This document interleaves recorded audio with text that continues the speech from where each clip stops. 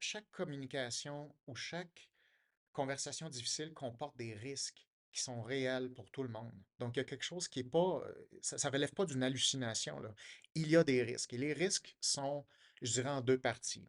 Le premier risque, c'est que notre cerveau, il veut toujours quelque chose. Que ce soit à court terme, que ce soit dans l'immédiat, que tu y penses de façon élaborée ou pas, de façon impulsive, le cerveau, il cherche quelque chose. Soit qu'il cherche un renforcement ou une récompense qui est associé à de la dopamine, ou soit qui cherche à diminuer les émotions négatives ou diminuer une douleur. C'est tes deux options. Le cerveau, il va s'arranger, peu importe, en essayant de trouver un renforcement ou d'éviter une conséquence négative.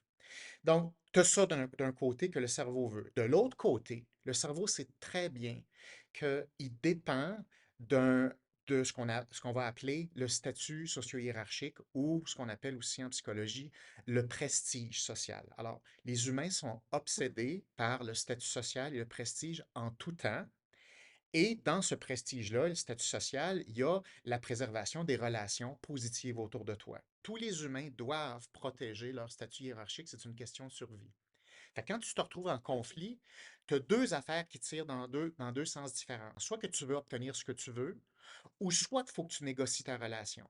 Mais c'est très difficile d'avoir les deux en même temps. Et c'est ça le problème des conversations difficiles.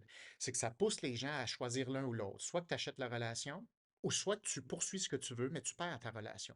Mais le défi de la communication, c'est d'essayer d'avoir des habiletés pour réunir plus des deux. C'est ça le vrai défi des conflits.